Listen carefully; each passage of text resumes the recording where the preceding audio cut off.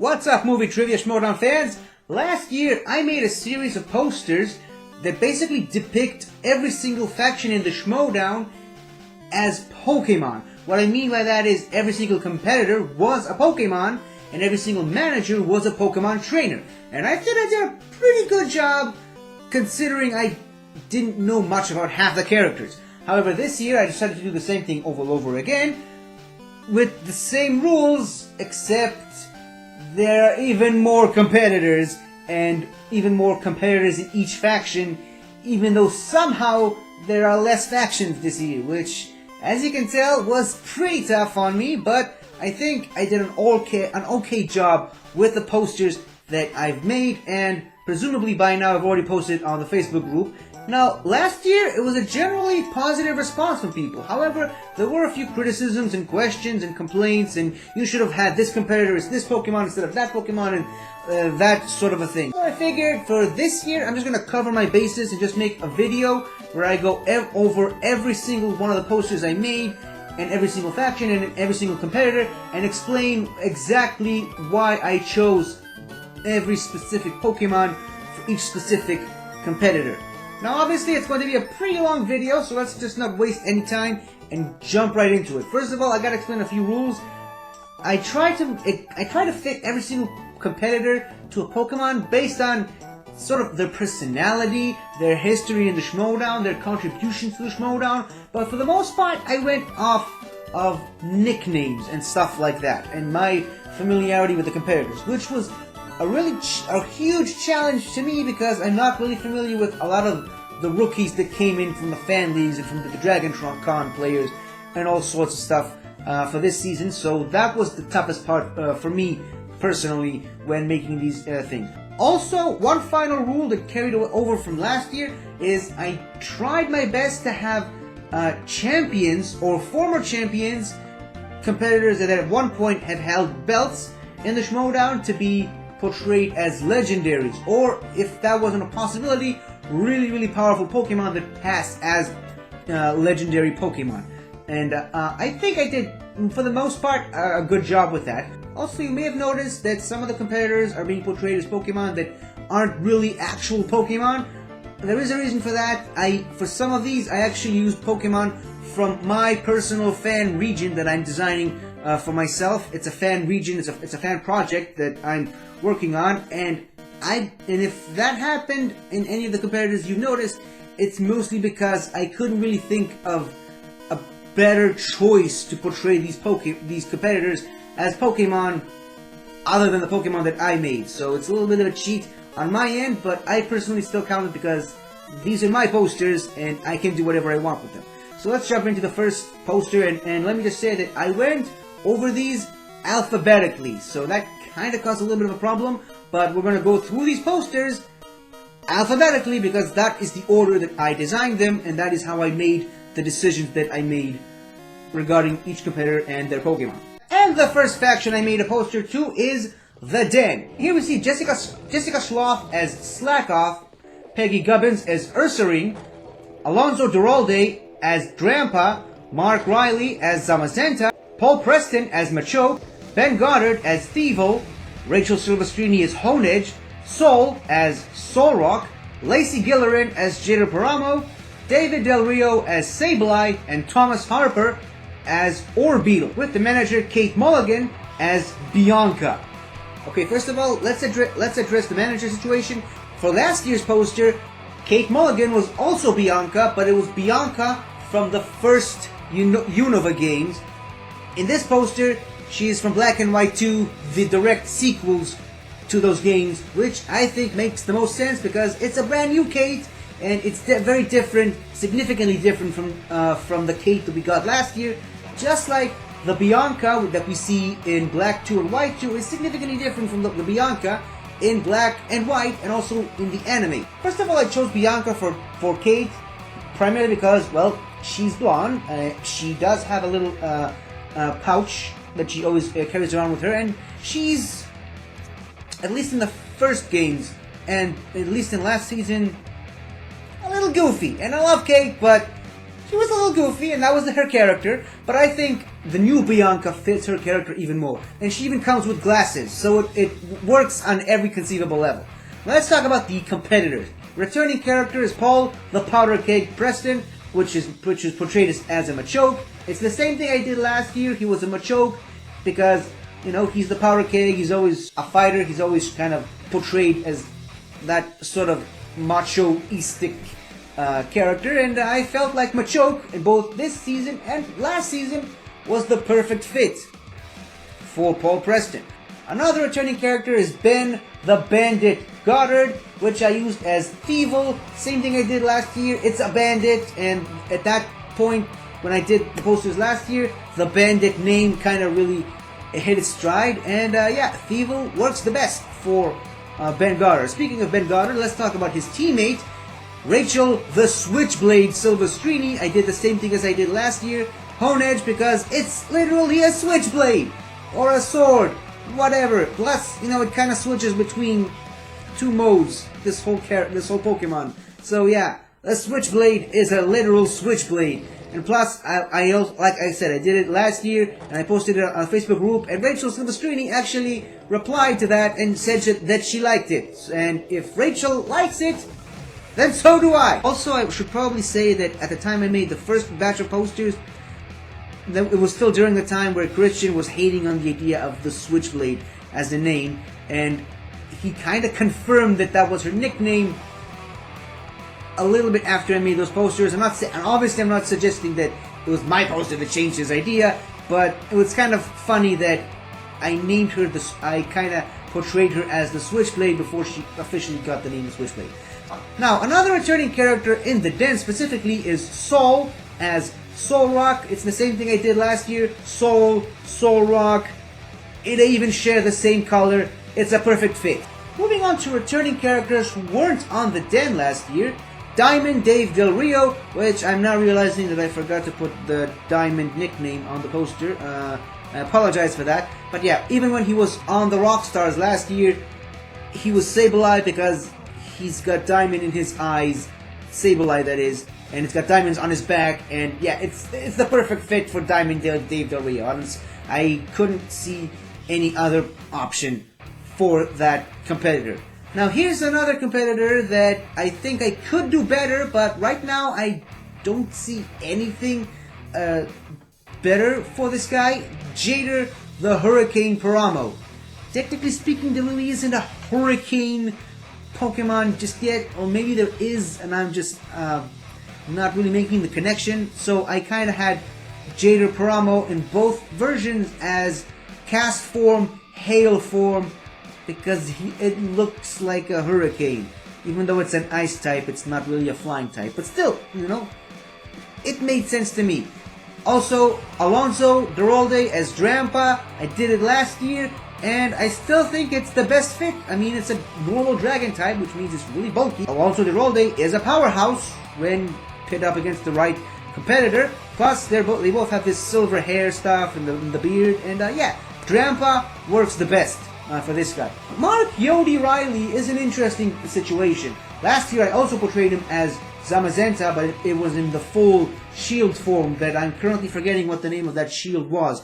But yeah, I think Zamazenta is the perfect choice for Mark Riley, especially since A, it's literally a wolf of steel, plus it's got the shield, and it kind of looks like the Superman emblem. It's got the Superman colors, and yeah, this year I went with the Hero of Many Battles form for Zamazenta, which really fits Mark Riley perfectly because he's been around longer than most competitors. He's the first singles champion, so yeah, he is quite literally a hero of many battles. It fits perfectly with Yodi. Now let's move on to the rookies on the den. First of all, Peggy Gubbins, which I actually did a show with at some point a couple of months ago, but I didn't really quite figure out her personality and character well enough. I consulted with some of the people who were on that show with the two of us, and they let me know that she's a really big fan of the Chicago Bears. And then there was Ursaring. Now obviously there are a couple of bear Pokemon I could have chosen, but I went with Ursaring because I felt it was the best option given to me. It definitely fits Peggy Gubbins' personality, at least from what I was able to see from her. It fits her much better than, say, Beartic or Pangoro. I don't know, I thought Ursaring was the best fit. Now, right next to her, you can see Jessica Sloth as Slackoff. Now, this is a rookie that hasn't actually competed yet in the Schmoedown. Haven't really checked out anything else on her. I basically knew nothing about her. So, in order to learn more about her, I did what I did for every single other competitor that I didn't know enough about, or that I needed more research. I just looked them up on the Schmoedown wiki, which also had their Twitter handles. I went to her Twitter and just tried to see what I can gather from her personality, and I noticed that she likes pink a lot, and also her name is literally Sloth. Slackoff is a sloth. That was enough of a connection, but at least it's shiny, which is pinkish purple, so it works. Lacey Gillerin is a bit of an interesting piece because as of the time of the recording of this video, I haven't actually watched her match against Gold Leader, so I don't really know enough about her, except that she's a Star Wars competitor, and I went with Togekiss because it kind of looks like it could be a spaceship in Star Wars, and plus it's, you know, it's a flying fairy type. I don't know. I think it fits the whole Star Warsy stuff, you know. Speaking of Star Wars competitors, Thomas Harper did a little bit of research on him, again through Twitter, but I still couldn't really quite figure out the best approach for him, so I went with Orbeetle because it's a mad scientist, and plus its eyebrows kinda look like the wings of an X-Wing. Also, its Gigantamax form is quite literally a UFO, which, you know, it's a spaceship, and Star Wars, I made the connection that way. So yeah, I felt like Orbeetle was the perfect choice for Thomas Harper at the time that I was making this. So that's everything for the day, and let's move on to the next faction. Well, the dungeon is up next, and in the dungeon we see Mara Canopic as Mega Gyarados, Molly Damon as Mega Gardevoir, Chris Van Fleet as Grappalock, Whitney Seibold as Milotic, Video Drew as Magearna, Adam Witt as Razorwar, Robert Parker as Galvantula, Ben Bateman as Buzzwole, Dan Merle as Mega Mewtwo X, Chris Jericho as Toxtricity, John Hoey as Pangoro, and John Flickinger as Dracovish, with the manager John Kaiser as Guzma. Okay, right off the bat you'll notice that there are a lot of shinies on the dungeon, but I promise you this isn't me making favoritism. I just felt like the shiny forms work best. One of the things that I noticed when making these posters is that a lot of the returning competitors, I'm using the same Pokemon that I gave them last year, so I figured it would be better if I just use specific artworks and images that I didn't use in last year's posters to kind of make these stand out a little more, and I think I did a pretty good job with that. First of all, the amazing Mara Canopic last year was Dragonair. Now I know this kind of breaks my rule about champions and former champions being legendaries, but that was last year and I have no excuse for that. However, I felt like Dragonair was best for her last year because A, it was a very elegant and powerful dragon-type Pokemon, and it was all blue, and she still had the blue hair back then. Now she's much scarier and much more fearsome and intimidating, and she now has all red hair, so a shiny Mega Gyarados makes the most sense. Obviously, shiny Gyarados on its own makes a ton of sense for Mara Canopic, but I mean, she's a champion and she just took out my least favorite competitor in the Schmoedown, Chandru, so I felt like a Mega Gyarados was a much more fitting for her. Speaking of Megas and Shinies and Shiny Megas, Molly the Maverick Damon is Mega Gardevoir because I felt like Gardevoir, especially the Mega form, her hairdo works best with Molly Damon's hairdo. And the shiny form even has those red eyes that she used that Molly Damon used in some of the promos with the whole dark gray aesthetic. She's even got the black dress in the shiny form. Shiny Mega Gardevoir, I felt worked the best. Now, last year, Whitney the Beauty Cybold was a female Unfezant, which I am actually pretty proud of that decision. I felt like that was the best representation of what Whitney the Beauty Cybold is. But then someone on the Facebook group pointed it out to me that he would have worked better as Milotic. That is an extremely good point. And I completely agree with that, so I went with Milotic, and end of story. So that's why Whitney the Beauty Cybold is Milotic. Okay, moving on. Video Drew kinda breaks my rule about champions only being legendaries, because Magearna is a mythical, which technically counts as a legendary. But I challenge you to find a better option for Video Drew than Magearna.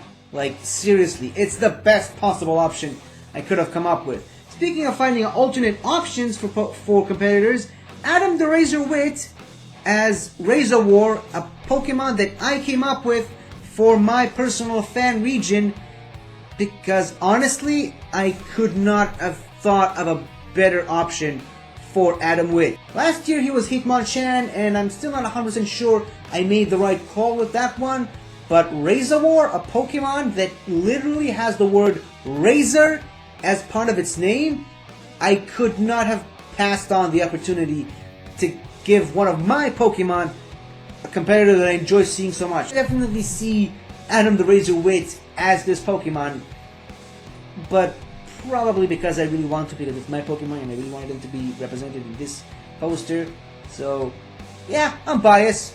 What of it? Speaking of competitors that from last season that I changed up in this season, Robert the Spider Parker is actually a spider now. Last year he was Blipbug because of the whole bow tie and glasses part of his character, but now that he's proven himself a much better competitor than I gave him credit for before I even saw him play, I think Galvantula works best, A, because it's a spider, and B, because it's a really powerful spider, and it's a really good Pokemon, and I like it.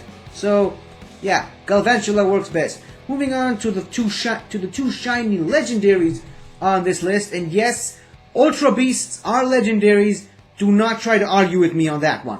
In any case, Ben the Boss Bateman last year was Buzzwole because it was the best fit, because they are both show-offs, and they kind of like to always show off and show everyone how tough and strong they are. Buzzwole is a perfect choice for Bateman. Also, the boss, Buzzwole,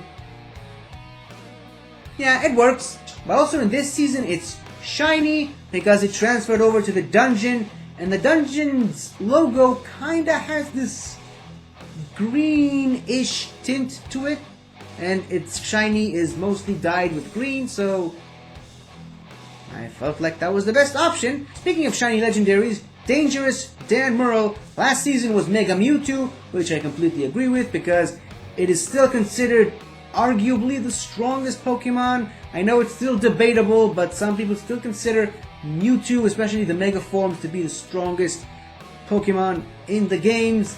I certainly consider Mewtwo as the strongest Pokemon, and Dan Murrell is the GOAT. Someone actually suggested that he should be Go-Goat, which I completely disagree because he's a champion. He deserves to be legendary in this poster, and Mega Mewtwo works best. And like I said, it's shiny because the shiny form is green, because he's in the dungeon, and apparently he's going to compete in Geekdom this year, so green works.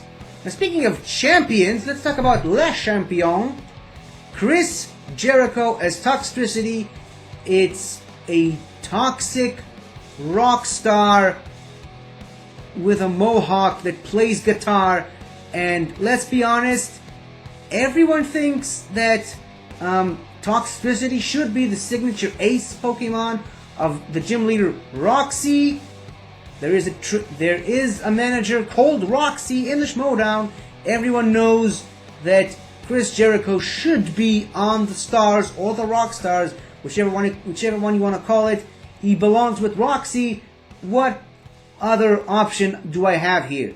A Pokemon that literally belongs with Roxy fits a competitor that literally fits with Roxy. It's the best possible option. Moving on to some of the newer characters, Chris Van Vliet, I did not know much about, but I did check out his Twitter, and I noticed that A, he's a fan of wrestling, and B, he likes the colors yellow and blue a lot, and Grappaloct is literally a wrestler that uses those colors, so Grappaloct was perfect for Chris Van Vliet. Then there was John Hoey. I looked at a couple of his pictures on his Twitter. He looked kind of, what's the word, thick and powerful and very loving father-ish. And so I went with Pangoro because it's a powerful fighting dark panda that looks after smaller panchams.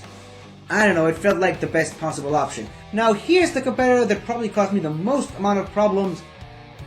John Flickinger, the Flick Pick, I knew nothing about, and nothing that I saw from his Twitter and the research I made about this guy gave me any kind of direction. So I went with Dracovish for reasons I don't really remember.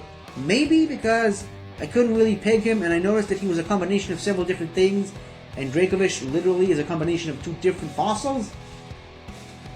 I guess? I don't know. Yeah, again, you'll have to forgive me. I don't know much about these new characters and new competitors, so I had to do the best with what I was given. However, a character that I did know a lot about, Kaiser, last year he was Byron because he gave more of a dungeon-ish vibe, especially in that picture. But I think Guzma fits him better because, you know, the whole golden chain and the black jacket, and he's even got that bit of a seducing pose. He's trying to sell you stuff. It's perfect for Kaiser. Let's not beat around the bush. Now that's it for the den. Let's move on to the next alphabetical faction, which is the Finstock Exchange. A faction that gave me a lot of problems because most of their picks were rookies that I knew absolutely nothing about. Other than 3 returning players, they were all rookies, and I honestly had no idea what I was doing. But I think I did the best with the little information that I have.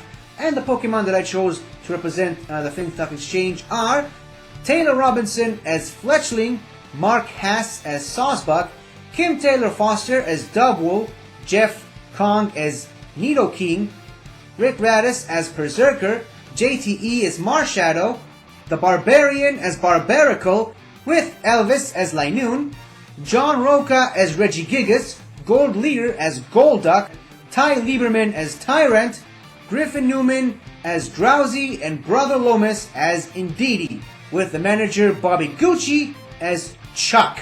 Okay, I used Chuck as Finstock / Bobby Gucci / Dagnino / whatever name he chooses to go by this week. I used Chuck to represent him last season because it was the perfect choice. I mean, he's basically always shirtless, and he's even got that weird, stupid mustache from the Finstock beard mask.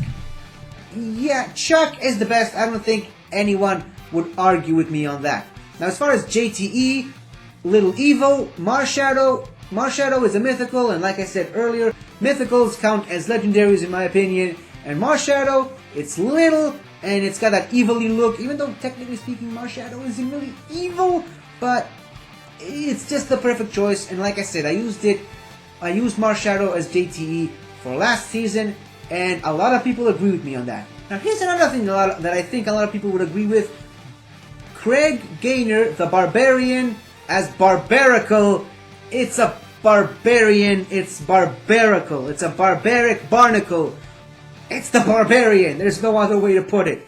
Now, in addition to this poster that I didn't have last season, was Elvis, because I felt like Elvis should be represented on this poster, and I gave him Linoon kind of sitting on Barbaracle's shoulder. Now, you could argue that Furret would have made a much better choice for Elvis, much better than Linoon.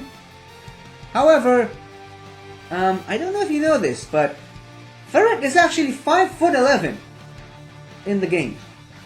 It's taller than Charizard. It's taller than me. It might even be taller than Craig. So, Elvis is definitely not a good choice to be represented by Furret. So yeah, that's Elvis. Now, moving on to John Roca as Regigigas, the outlaw, John Roca. A lot of people had issues with me choosing Regigigas for John Roca last season. They said that he should be more Rayquaza or something like that. And well, first of all, I'll say this. Rayquaza is reserved for one competitor and one competitor only, and that is Rachel Cushing. Rachel Cushing will always be Rayquaza, in my opinion, if she ever decides to come back to the Schmoedown at some point.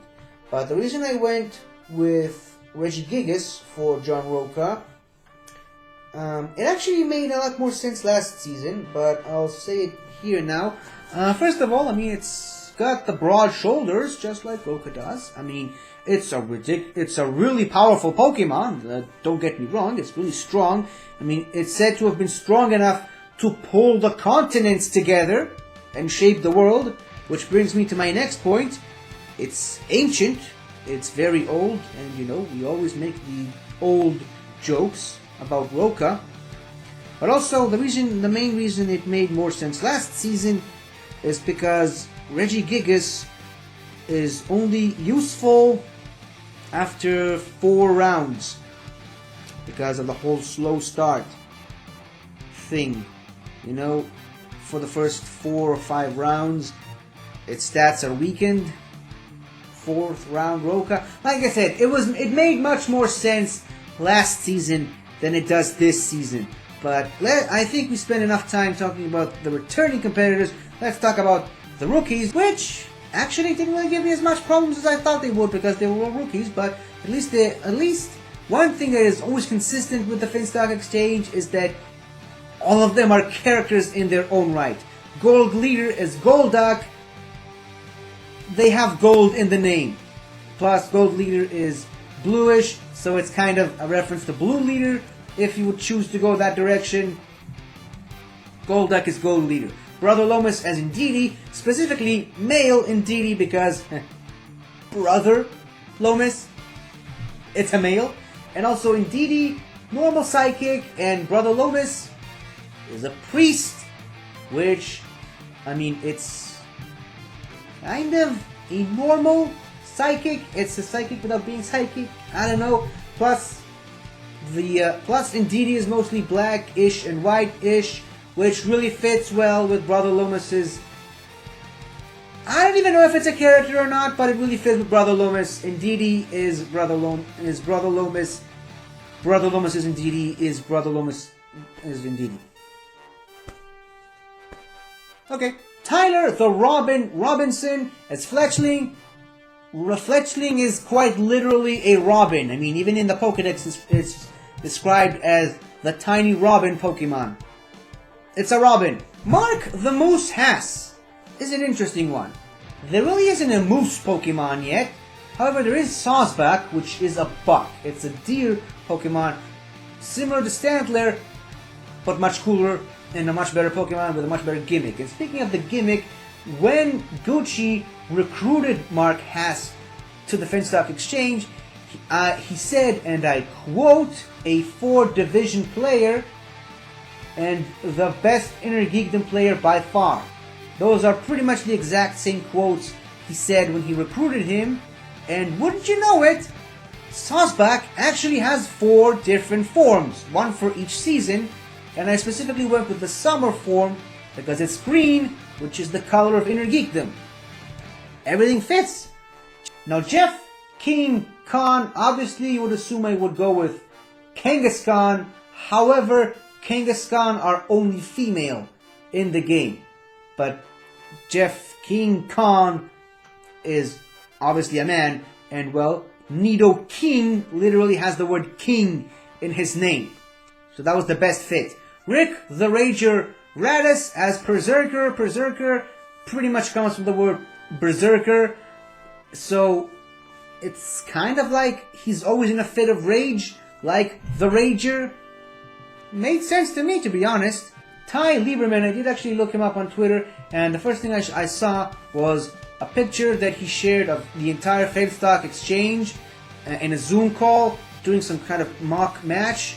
And wouldn't you know it, he actually had the screen name Tyrant, and Tyrant is literally the name of this Pokemon, Tyrant. So, couldn't think of a better choice for Ty Lieberman than Tyrant. Kim Taylor Foster was the one I knew the least about. I did some research on her. She did a lot of interviews, and I noticed that she's British, so obviously it needed to be from the Galar region because it's the most British region so far. And I don't know, for some reason Double just clicked with me because she was British, but also with a little bit of Scottish. Double is kind of British/Scottish breed of sheep, and I don't know, it's got a little puffy bit of fleece around its head, which kind of resembles Kim's hairstyle. So I don't know. Double seemed to be the best fit. Griffin Newman, the #1 draft pick, as Drowsy. I honestly don't remember why I chose it, but maybe it's because he's a dreamer? I don't know. But yeah, those are the picks that I chose for the Finstock Exchange. Let's move on to the next faction in alphabetical order.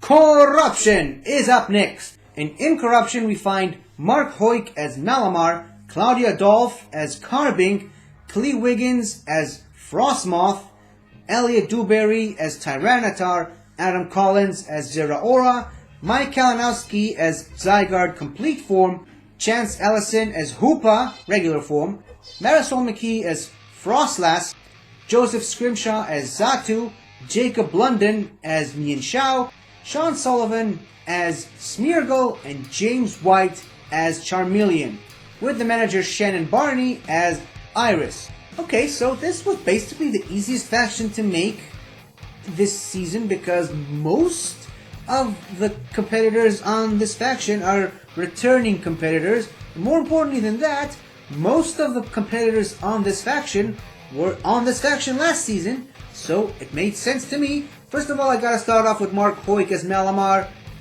Look at these two! They look exactly alike! If Mark Hoyk was a Pokemon, he was Malamar! And if Malamar was human, he would be Mark Hoyk! It's the best option! I don't see how you can argue with that. Now, Claudia the Diamond Dolph as Carbink. Last year I gave her Excelgor because she was traded from a bunch of different factions, and Excelgor is a very specific trade Pokemon, which only works if you trade a Shelmet with a Carablast. It's a very specific trade Pokemon, so I felt like Excelgor worked best for Claudia Dolph. But this year, now that she actually has a nickname, which she didn't have when I made the last year's posters, and her nickname is the Diamond, Carbink is sort of a diamond. I mean, it's a rock fairy type. It fits. Also, according to lore, all Carbinks serve an advanced version of Carbink, which is Diancie, which is a princess, but it could also be a queen. Shannon is the queen of corruption. It worked. Clee Wiggins is Frostmoth. Honestly, I couldn't really think of a good Pokemon for Clee Wiggins. I couldn't really think of a good pimp Pokemon. Last season it was Medicham, and I still don't even know why. Maybe it was because the way that it dresses kind of felt very pimp-ish. But I think I went with Frostmoth because, I don't know, it fit. It was, I felt it was a better fit with the eyes and the glasses, and you know, I don't know. I didn't want to repeat last season's pick, but you know, I definitely remember having a reason for going with Frostmoth, but I don't remember what it was at the moment, so I'll have to forgive. Adam the Coyote Collins as Zeraora. There is no Coyote Pokemon yet, so Zeraora had to do. And even though it's a cat, it's a very fast, speedy cat, just like Adam the Coyote Collins. Pretty much worked his way up from the tournament all the way into the championship pretty fast, just like Zeraora. Also, Wile E. Coyote is really fast, just like Zeraora is really fast, so Zeraora felt like the best option. And like I said, I wanted champions to be legendaries, and Zeraora is definitely a legendary, so Zeraora. Another returning competitor, Elliot the Mountain Dewberry, which is Tyranitar this season. It was also Tyranitar last season because, well, the Mountain Dewberry. Tyranitars pretty much eat mountains for breakfast. No, seriously, look it up. It's part of their lore. They eat mountains. Also, it's a dark type, and Elliot Dewberry turned dark, which I might add, me picking Elliot Dewberry as Tyranitar last season, was that kind of me predicting he would turn bad and turn evil and betray his friend Josh McCluga? I don't know, maybe. Mike the Killer Kalinowski is a bit of an interesting one. I chose specifically Zygarde for him because, well, it just kinda looks like him in my opinion. Also, it's got red and blue on either side, which are the colors of the singles and teams divisions, but it's mostly green, the color of inner geekdom, which, you know, I felt represents Mike Kalinowski's character the best. For some reason I went with Necrozma for Kalinowski last season, but I don't remember why I did it. I remember specifically that I wanted Mike to be Zygarde complete form, but I went with Necrozma for some reason, and I don't remember why. However, his teammate, the Cobra Chance Ellison, as Hoopa, I felt like it makes the most sense. Now obviously, there are 2 Cobra Pokemon in the game, but neither of them are legendaries, so I couldn't really pick them as Chance, but Hoopa was a nice replacement. I mean, it's a very Muslim-inspired Pokemon, and it's with the rings and everything. There's this sort of pop culture-y thing where cobras kind of dance to the song of flutes in Muslim culture. Yeah, Hoopa made sense to me last year for those reasons. It makes sense to me this year for those same exact reasons. Lady Justice, Marisol McKee. Last season, it was Spearow for some reason that I don't even remember why. I literally knew nothing about her. I don't even think she had a Twitter handle at that point. I don't know. I don't remember. But yeah, like I said, she was a Spearow for some reason that I don't remember why. However, I tried this year to do much better because because now I know more about her, and I honestly couldn't find a better choice for Marisol other than Frostmoth. Even though she doesn't necessarily scream Lady Justice to me, it's an all-female Pokemon. I mean, all Frostmoth are female. Lady Justice. Plus, she's wearing white robes and garbs, which is very similar to the outfit that Marisol wears whenever she's in the Lady Justice character. So, Frostmoth made the most sense. Joseph the Jedi Scrimshaw last year was Lucario, which is a perfect fit for a Jedi Pokemon, if you get my meaning. However, this time I went with a different direction for reasons you'll see later, but I felt like Xatu was a better choice for Joseph the Jedi because, I mean, Xatu is more zen and he's always introspective. It's a Pokemon that can see the past, present, and future all at the same time. It even has those robes that kind of make it look like a Jedi. Jacob Blunden, as I now know his name to be, not Jacob London, like I thought when he was recruited. Now that I finally have seen how his name is spelled, I am much more confident with my pick. I looked him up on Twitter. He likes a lot of martial arts movies. At least that's what I've noticed. So Mian Shao was the best possible option. I mean, it's literally, it represents a bunch of different martial arts, so it works the best for me. Sean the Saint Sullivan, Smeargle, just like last year, because Sean Sullivan is an artist, and I put Smeargle as Sean Sullivan in last season's posters, and people actually said that was a good choice, so I went with it for this season. Now, here's an interesting fact about James White. Last season, he was touted as the Golden Boy. I mean, that's literally his nickname. And last season, I had Shiny Charmander as James White because it's a Golden Boy. However, now that he's actually competed in the Schmoedown a bit, he's got a few matches under his belt, he's a shiny Charmeleon, because it basically has the exact same color scheme as shiny Charmander, and it's still a golden boy, but it's also much more intimidating. It's not much a boy, more like a golden lad this season. Finally, Shannon, the Queen of Corruption Barney, as Iris. Just like Kate, it's not Iris from the anime or Iris from the first batch of Black and White games. It's from Black and White, Black 2 and White 2, where she was the champion, and Corruption won the faction championships last year. So now the whole crown and the dress thing fits Shannon even more than it fit her in last season's poster. And I even used a different picture for Iris, which is not from the games. It's actually from Pokemon Masters. That's why it kind of looks a little bit different. But yeah, that's it for Corruption. Let's move on to the next faction. The Quirky Mercs, one of my favorite factions by far. And here we see Josh Horowitz as Toucanen, Sabrina Ramirez as Hatterene, Perry Nemiroff as Mawile, Greg Alba as Krogunk, John Humphrey as Morgrim, William Bibiani as Terrakion, Brandon Meyer as Keldeo, Kevin Smith as Mamoswine, Jesse Swift as Riolu, Andrew DeMalanta as Haunter, Eric Wheatley as Gallade, and Beth May as Gramelon. With the manager / trainer, Koi Jandrew as Ash Ketchum. Okay, this time I'm going to address the camel in the room. First, Beth May is as Gramelon. It's another one of those Pokemon that I created for my personal fan region, and I used it for Beth May because I looked her up on Twitter, and the first thing I saw when I looked up at her Twitter profile was that she loved gremlins. And Gramelon has gremlin in the name. That's the reason why it has those spiky ears. I mean, when I designed this Pokemon, I came up with the name.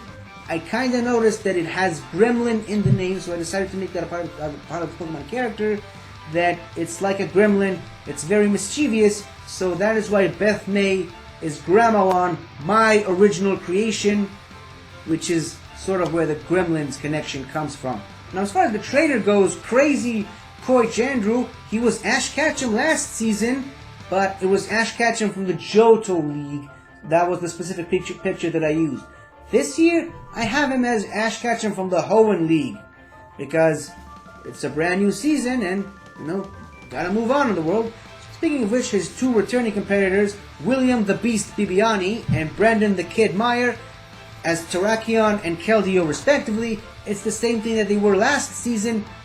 Terrakion is a beast, so that's why he fits well with William the Beast Bibiani, and Terrakion is one of the Swords of Justice, who are essentially based on the Three Musketeers. They are basically the Three Musketeers of the Pokemon world, and just like the Three Musketeers, they have one little squire / apprentice in the form of D'Artagnan, and D'Artagnan is Keldeo, and in the Swords of Justice movie, Terrakion is kind of Keldeo's favorite.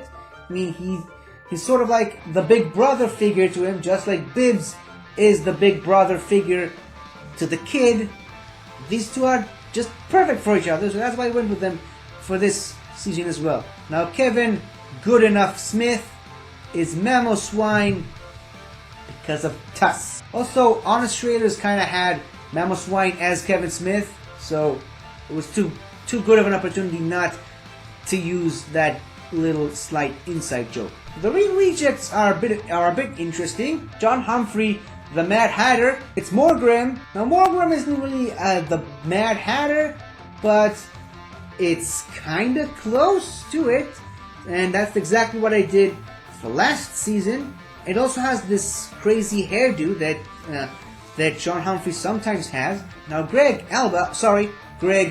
Idris Alba, as he likes to be known right now, I went with Krogunk for him last season because they're both kind of stone-y, and they're kind of very loose, and I felt like that was the best possible option for him last season. Same thing I do this season. Scary Perry Nemiroff as Mawile. I mean, It's a very female-looking Pokemon. It's got the bangs, just like Perry Nemiroff always talks about.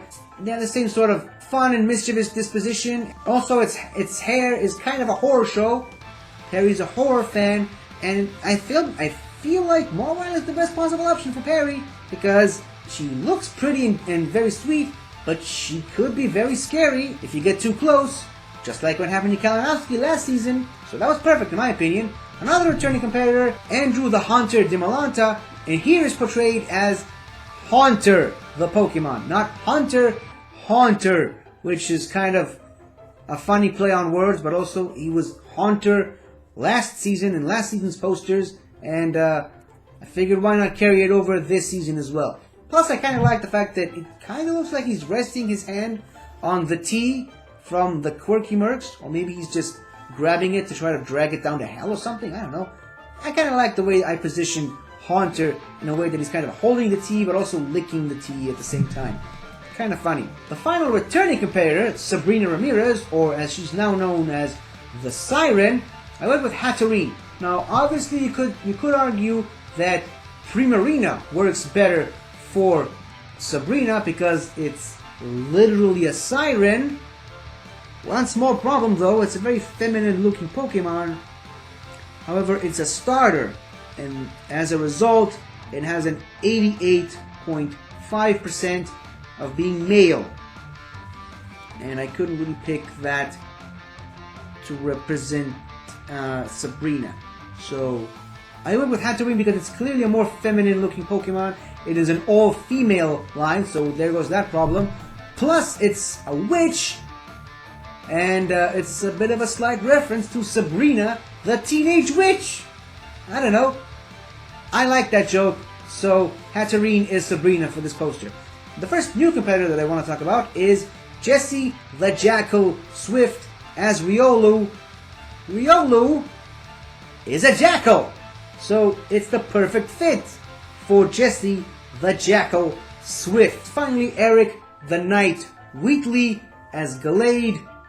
Gallade is a knight. If Eric Wheatley starts doing tournaments and championships, maybe I'll decide to make him Mega Gallade, but for right now, he's Gallade. That's all I can say for him. And Josh Horowitz, I knew almost nothing about, but I looked him up on Twitter. He kind of looks a little bit like John Oliver, and John Oliver voiced Zazu in The Lion King. Now obviously Zazu is not a toucan, he's a hornbill, but they look very similar.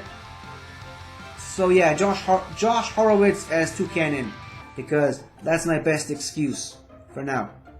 Let's move on. The Stars is up next. Last year they were known as the Rock Stars, which I personally prefer. I felt like the Rock Stars was a much better name, but they decided to change it to the Stars for this season. I don't understand why, but hey, it's Christian's decision and I support it. And in this faction we see Jacoby Bancroft as Furret, Felix Morit as Cinderace, Christina Vasallo as Gulpin, Zach Burkett as Crocodile, Alex Damon as Deoxys, Jeff Snyder as Archaea, Mark Andraco as Genesect, Brittany Young as Cherim, Brendan Hanna as Remoraid, Janine the Machine as Metagross, Jeff Lowe as Passimian, and Ken Jack as Mr. Mime, with the manager Roxy Stryer as Roxy. Let's talk about Roxy as Roxy, spelled differently, but pretty much the same name. She's a rock star. It's the same thing I did last season. I feel like that was the best possible option for Roxy this season. It also, again, goes back to the whole thing that I felt like they should have kept it as the Rock Stars. Even the color scheme fit Roxy's character better. I'm talking about the Pokemon character, not the Schmoedown character. But yeah, Roxy is a rock star. Now, speaking of which, Jeff the Insider Schneider as Archaea. Again, it's another Pokemon that I created and designed, which is kind of interesting because I'm not a big fan of Snyder. However, I gave him a Pokemon that I created and designed, and it's one of my favorites. So I hope he appreciates that. But yeah, last season I gave Jeff Snyder Xurkitree, which I'm still not 100% sure that was a right call. Just Xurkitree is such an anomaly in my opinion, just like Jeff Snyder, so last year it made sense. This year though, I feel like Archaea is the best possible option because A, it's the most Jewish Pokemon ever, and Jeff Snyder is Jewish. Also, you'll remember the free-for-all where he dressed up as the Bear Jew, or the Jew Bear as JTE calls him, and Archaea is a Jewish lion. Not exactly a bear, but still it's a powerful predator. And also Archaea, according to my rules and my fan reading that I created, Archaea is the star Pokemon. It literally has the Star of David as its main, and Jeff Snyder is on the stars. It's a perfect fit, if you ask me, even though it's a Pokemon that I created, and not a lot of people would notice that or even recognize what this Pokemon is. It's perfect, if you ask me, and I'm sticking to it. Alright, next in we see Alex the Demon Damon as Deoxys. He was also Deoxys last season because he's the Star Wars champion, and Deoxys is an alien, it comes from space, it's very Star Wars inspired, even its arms kind of look like lightsabers. However, last season it was his regular form, this season I went with his speed form because he's a speed demon. Get it? No? Never mind, let's move on. Mark the Android Andraco as Genesect, same as last season. He's an android. Genesect is kind of also an android, so it works. Yeah, speaking of androids, Janine the Machine as Metagross, same as last season. Metagross is a machine. It's also a pseudo-legendary. Janine is a very good, strong competitor. Much better, in my opinion, than what her record shows. So, yeah, a pseudo-legendary, it's actually a machine, I feel like works best for Janine the Machine. Speaking of machines, Brendan the Hitman Hannah as Remoraid might not make sense to a lot of you at first glance, but just let me explain. Now, you could make the argument that Inteleon works best because it's quite literally a hitman. I mean, it's loosely based on James Bond. However, I used Inteleon for Brett Sheridan last year because he was the sniper, and Inteleon is literally a sniper. Going back to the hitman, Remoraid is a fish, but here's a little something that a lot of people don't realize about this Pokemon. It is more than just a fish. It's also a gun. More specifically, a revolver. So, there's the Hitman connection. And also, I specifically used a picture of Remoraid that has its mouth open because Brendan Hanna can't seem to shut up. So, Remoraid works best for Brendan and Hitman Hanna. Now, Brittany Cherry Bomb Young. She didn't have the nickname Cherry Bomb last season, but at least I don't think she had, at least not when I made the posters last season. But this year, it was much easier to choose Pokemon for her. Last season, I chose Shiny Hariyama because it was a wrestler, she played a wrestler on Glow. But this year, I went with Cherim because it's a cherry. It's literally a cherry Pokemon, so it makes sense. Now, Christina Vasallo, which I've now noticed that I made a serious typo with her name. There are 2 H's in her name. So, yeah, my bad. And it's a little too late to fix that, but I promise I'll maybe try to redo these posters once I get more information about these competitors. But I went as Shiny Gulpin. I don't actually know a lot about Christina. I did, however, compete in the fan leagues against a competitor that she managed. But other than that, I didn't really pick up too much about her. However, I looked her up on Twitter. She's doing a show, podcast, thing, whatever. It's called Digesting Film. And Gulpin is a stomach. No, literally, that's what it is. Gulpin is literally the stomach Pokemon. So, it's always digesting.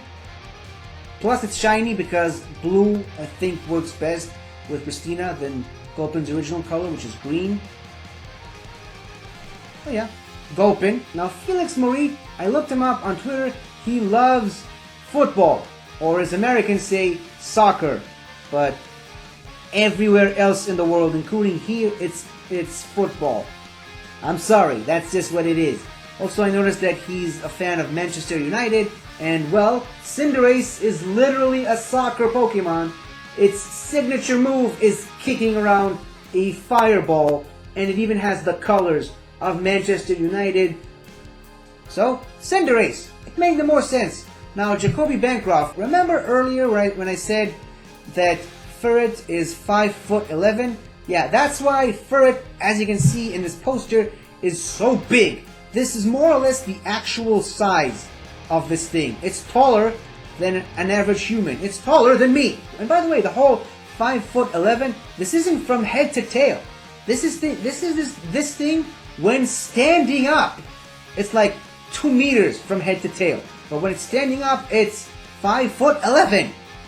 I'm not making this up. Seriously, look it up. However, I went with Ferret for Jacoby because I looked him up on Twitter, and one of the first few images that I saw him sharing was 2 ferrets lying next to each other, a black one and a white one, and well, not exactly black and white, but that's kind of Ferret's color scheme, sort of. But yeah, they're ferrets, and Ferret is a ferret. So there. Zach Burkett as Crocodile. He's one of the new Star Wars competitors coming in from Dragon Con. And Crocodile, well, I mean, it's a crocodile, but it's sort of very dragon-like. I mean, it learns a lot of dragon-type moves, and it's a sand crocodile, desert crocodile. I kind of felt like it fits well with, like, desert-themed Star Wars planets and crate dragons living in the sand dunes and, you know, stuff like that. So, I felt like it made sense. Now, Ken Jack, I looked him up on Twitter, and the first thing that popped up when I saw him on Twitter was the picture of a mine, and for some reason, Mr. Mine immediately came to mind. So, Mr. Mine.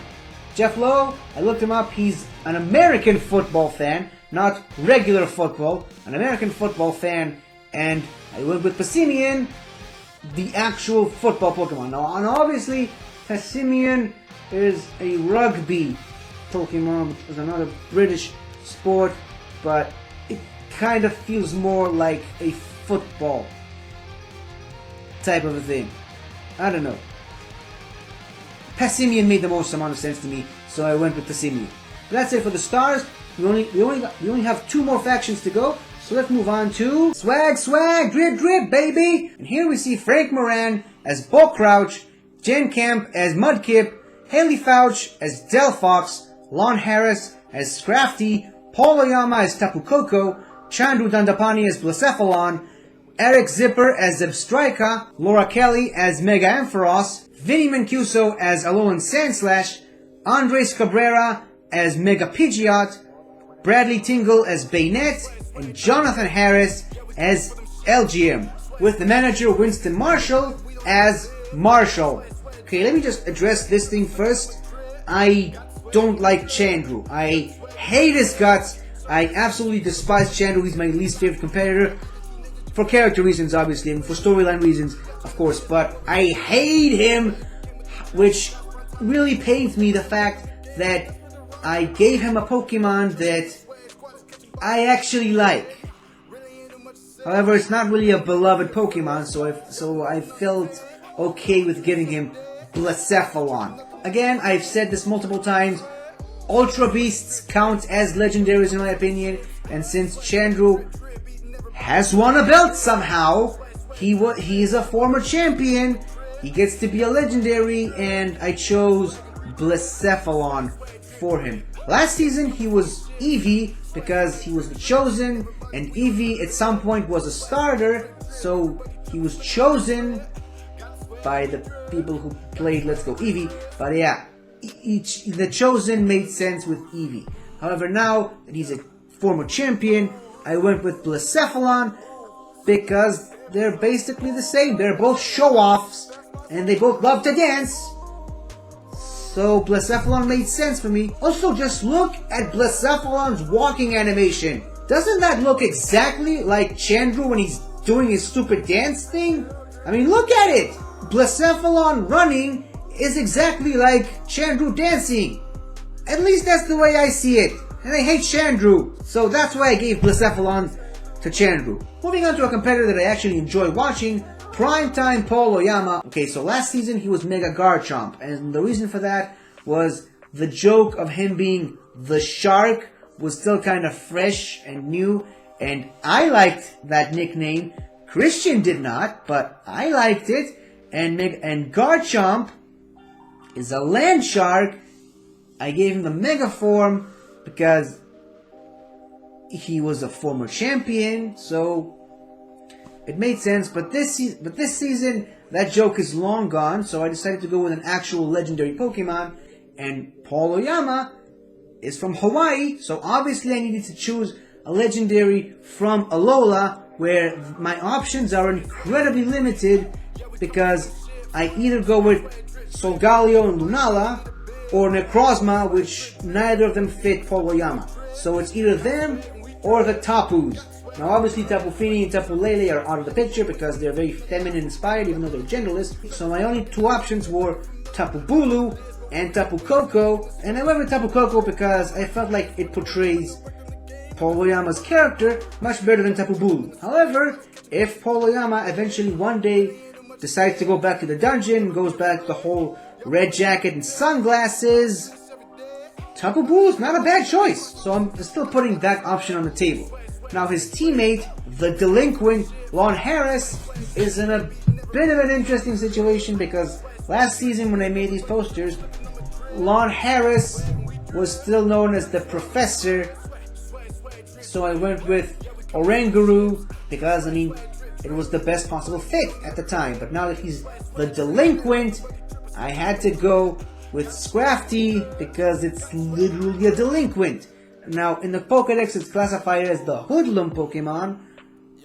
But, I mean, it's a delinquent. It even has a hoodie, just like Lon Harris. I don't really think you can argue with me that Scrafty is the best possible option for Lon Harris at this point.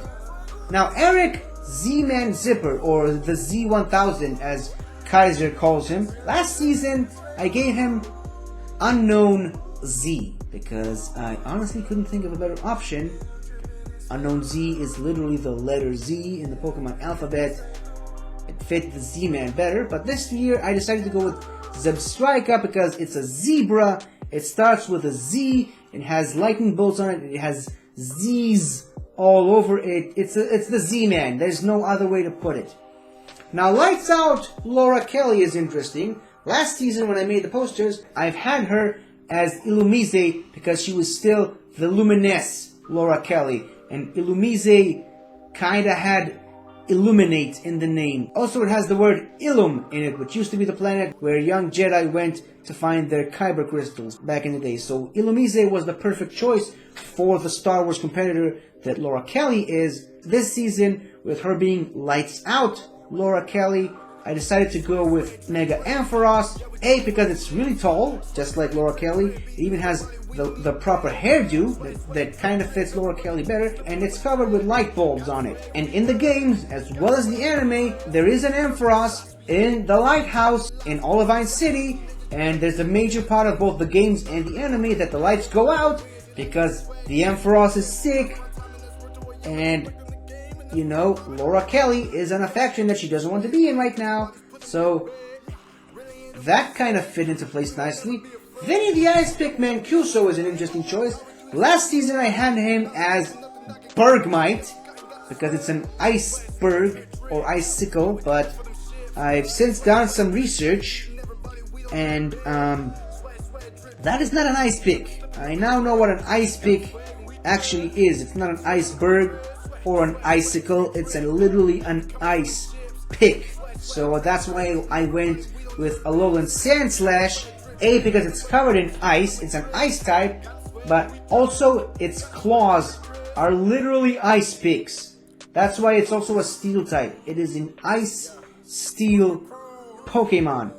That's what its claws are. Its claws are ice picks. So if you were wondering what an ice pick is, just look at Sandslash. Andres Ace Cabrera. That's an interesting choice. Last year, I had him as Mantine, and yes, that is the proper pronunciation of this Pokemon. It's Mantine, which comes from Manta and Marine. It's not Mantine, whatever you might think about it.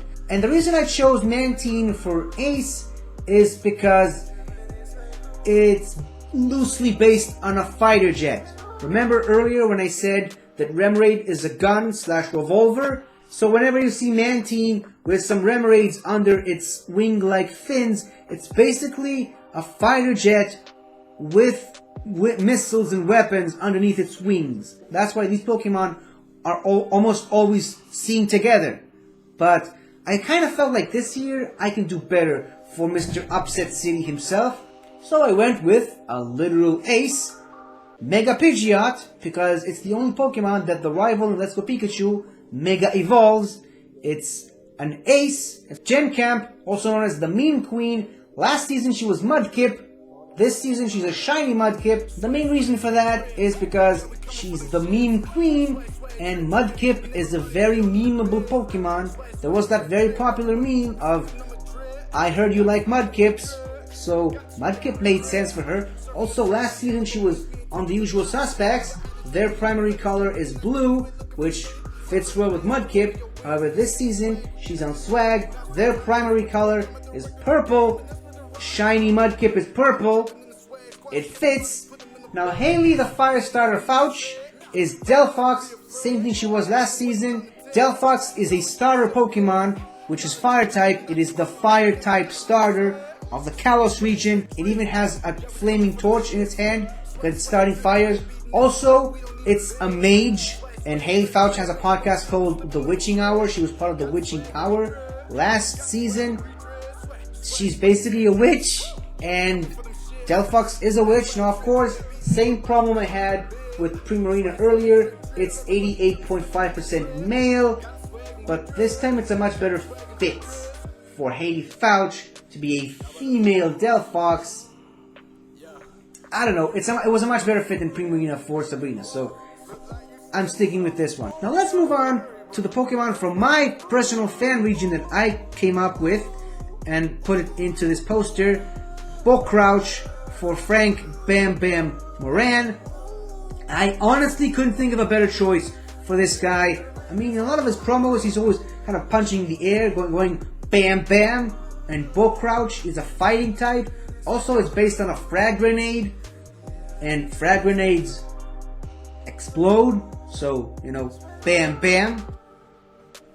That works for me. Now, Jonathan Harris, also known as the Brainiac, I gave him LGM because Brainiac, more specifically the Superman villain Brainiac, is an alien robot thing, and LGM is an alien. It's robotic. It has a large head, just like a Brainiac would, and I specifically chose LGM over its evolved form BEM because of what their names represent. BEM comes from the acronym BEM, Bug-Eyed Monsters. LGM comes from the acronym LGM, Little Green Men. Brainiac is green. He's certainly not little, but he's green, so that tracks. The last one on this faction that really gave me a lot of problems was Bradley, the Boogeyman Tingle, someone I know absolutely nothing about other than his picture. So I decided to go with Baynet because it is an evil, possessed doll. The Boogeyman, I don't know, it made sense to me, so that's the one that I chose. Now for Winston Marshall, last season I gave him Raihan because there's a very limited number of characters in Pokemon who are also people of color, and Sword and Shield had come out recently, so it was still fresh in my mind for Raihan. But in hindsight, I have no idea what I was thinking, giving him Raihan to Winston Marshall when there literally is a character in Pokemon called Marshall with one L. It's spelled differently, but it's still Marshall. So Winston, the swaggy blurred Marshall, is Marshall. End of story. Now let's move on to the final faction in the Schmoedown. The Usual Suspects is our last faction for today, and here we can see Paul Walter Hauser as Pignite, Paige Ferbetti as Mandibuzz, Amaru Moses as Sock, Drew McQueenie as Arceus, Liz Shannon Miller as Luxio, Ethan Irwin as Nozirka, Stacey Howard as Megalopony, Marie Wilson as Dragapult, Frankie Alvarez as Mariana, Nikki DiMalanta as Misdrevious, Jacob Wittenben as Golisopod, and Doug Benson as Oddish, with their manager Sam Levine as Red, and co-manager Rachel Cushing as Cynthia. Okay, let's address the couple that's in the room this time. I know Rachel Cushing isn't technically officially the manager of the Usual Suspects, but she and Sam live together. She's basically coaching all the other competitors. I consider Rachel Cushing as part of the Usual Suspects just as much as I consider Sam Levine a part of the Usual Suspects. And just like last year, I went with Cynthia for Rachel the Crusher Cushing, and Red for the Inglorious One, Sam Levine. I felt like Red was the perfect choice for Sam Levine last season. Now, of course, in last season's poster, I used a picture of Red from Sun and Moon, which was a much better fit for Sam at that time because he was a recently retired champion, kinda like Red. But this time I used a picture of Red from Pokemon Masters because I feel like it fits him as a manager much better than the other one. Now, as for Cynthia, again, I'm repeating myself again, but I wanted to have different pictures for returning characters, and last season I had Cynthia from the Sinnoh games. This season I have Rachel as Cynthia from the Black and White anime because it's a much more casual look for Rachel. Also, one final justification for Rachel as Cynthia. There was this one episode where Ash and the gang are hallucinating, and Ash kind of sees Cynthia using Rayquaza as her Pokemon. I know it's technically not canon, but still, I said Rayquaza is the best fit for Rachel. And here we have Cynthia with a Rayquaza. So, Cynthia is Rachel, any way you slice it. Now that we've addressed the couple in the room, let's address the whale in the room, Ethan Big Time Irwin. Last season I gave him Torterra because of the whole Teenage Mutant Ninja Turtles. Felt like that was a nice funny connection. However, since now we can't actually have the Teenage Mutant Ninja Turtles song play in the Schmoedown whenever he enters, I had to actually stick to my guns this time and literally make him a legendary because he's a former champion. So I went with a legendary Pokemon that I came up with and created for my fan region. I'm gonna continue plugging that fan region of mine, and any chance I get, Nozayarka, the largest Pokemon in the world, according to me, because like I said, it's my region, my rules, I get to make the rules, and in my fan region, I decided that this is the largest Pokemon ever, even bigger than Wailord. Now obviously, it fits the whole big time aspect of it, much better than Wailord, because even though Wailord is the biggest Pokemon canon-wise, not including my fan region, I don't think it's a good fit for Ethan Irwin. However, Nozayarka, I think, is a much better choice for Ethan Big Time Irwin. That's just my personal opinion. Speaking of gigantic legendary Pokemon, the Godfather, Drew McWhinney as Arceus. Same thing as I did for him last season. He's the Godfather. Arceus created the Pokemon universe. He's quite literally the god of the Pokemon universe. He's the father of all Pokemon. He's the Godfather. Also, one of the main jokes that people always make about Drew McWhinney is that he's been around since the dawn of the internet, and Arceus has literally been around since the dawn of the universe. In Pokemon, that is, so that makes sense. Lightning Liz Shannon Miller. Last season she was Jolteon, which is literally the lightning Pokemon, but this year I decided that I can do better than just Jolteon. And obviously I was considering Manectric because it has lightning bolts on it. Also Boltund was definitely in consideration. However, she loves cats, and both Manectric and Boltund are dogs. Now I realize that Luxio isn't technically necessarily a cat, it's a lynx, which is from the feline family, but it's an electric type cat-ish Pokemon. Obviously, if she starts winning matches and eventually becomes champion at some point, she's gonna be Raikou, but that's like later down the line. At the moment, she's a Luxio. Now speaking of returning characters, sassy Stacey Howard as Megalopony, just like last season, I went with the Mega Lopunny because I felt like it's the best fit for Stacey Howard. I mean, she's definitely sassy. She's very feminine, which is, again, just like Stacey Howard.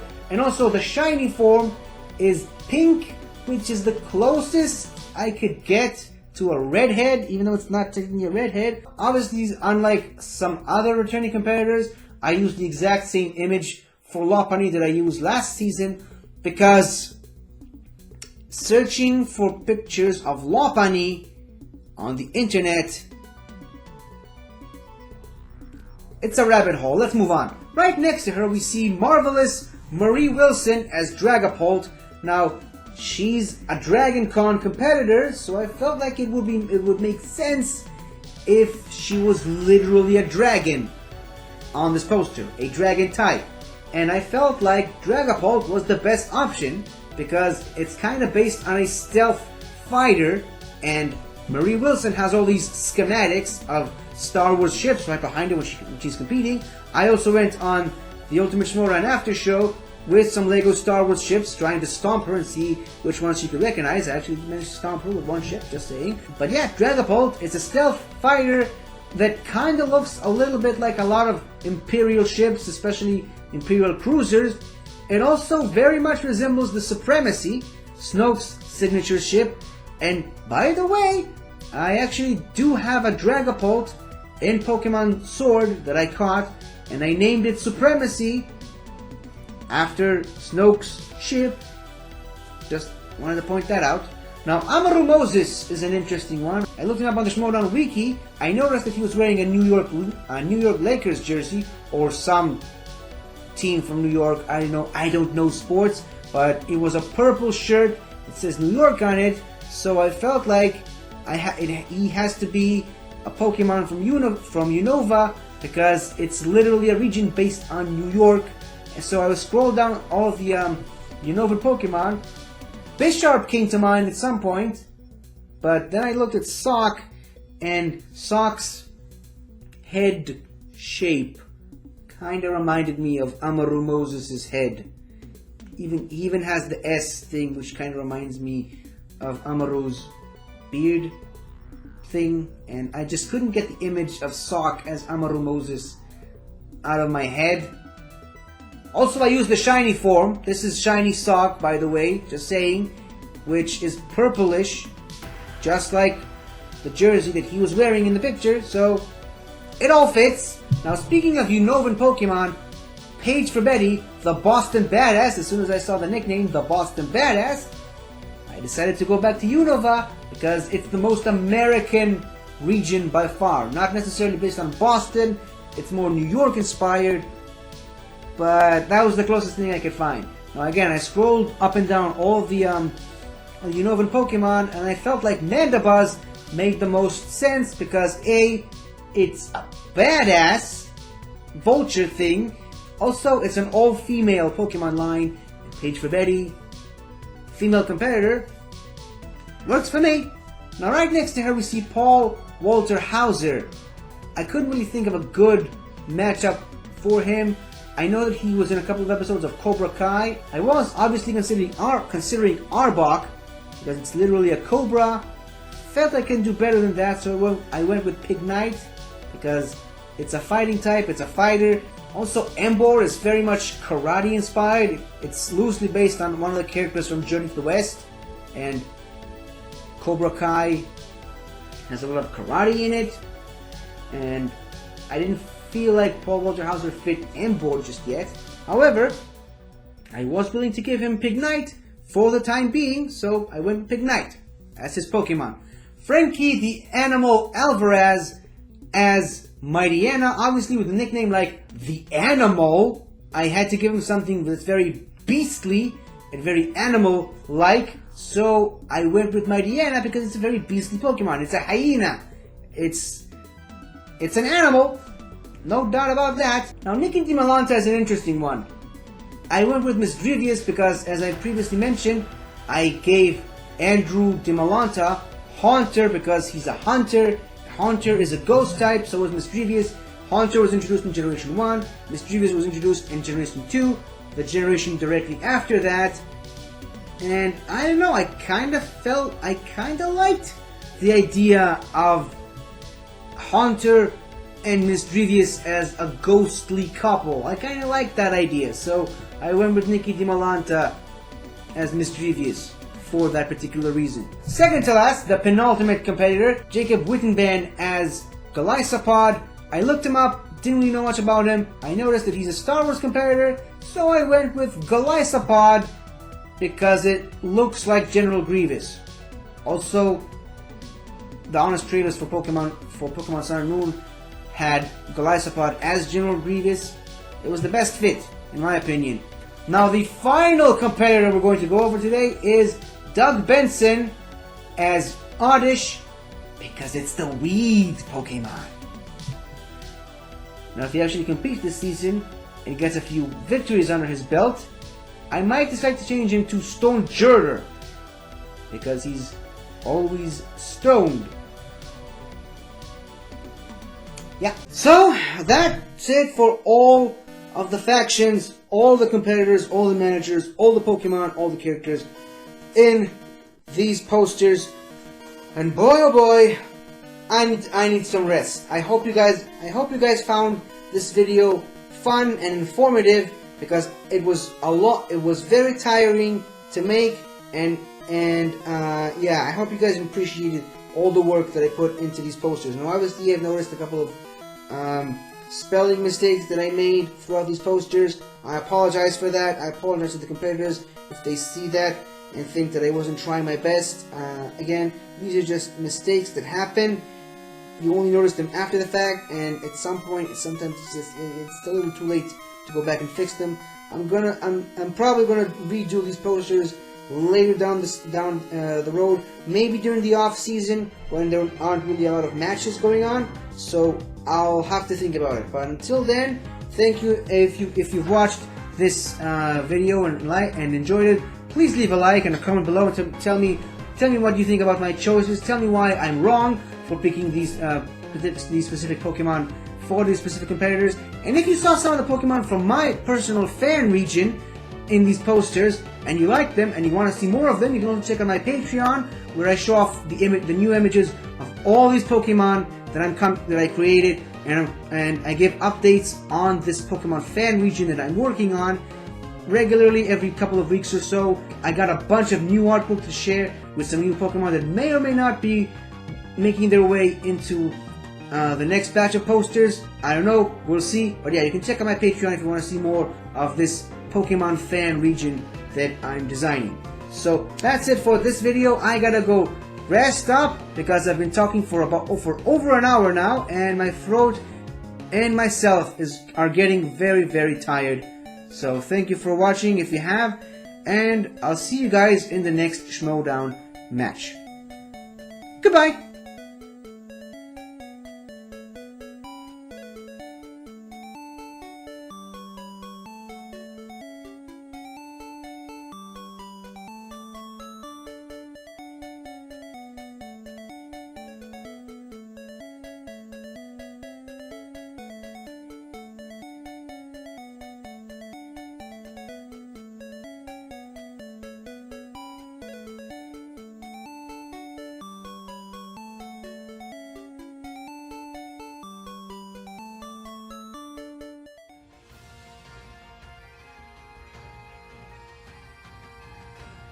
Hello again, everybody! I really hope you enjoyed this video, cause I really enjoyed making it. So, if you like what you've seen here, please remember to like, share, comment, and subscribe for more awesome content like this. So, until next time, guys, I'll see you guys next time.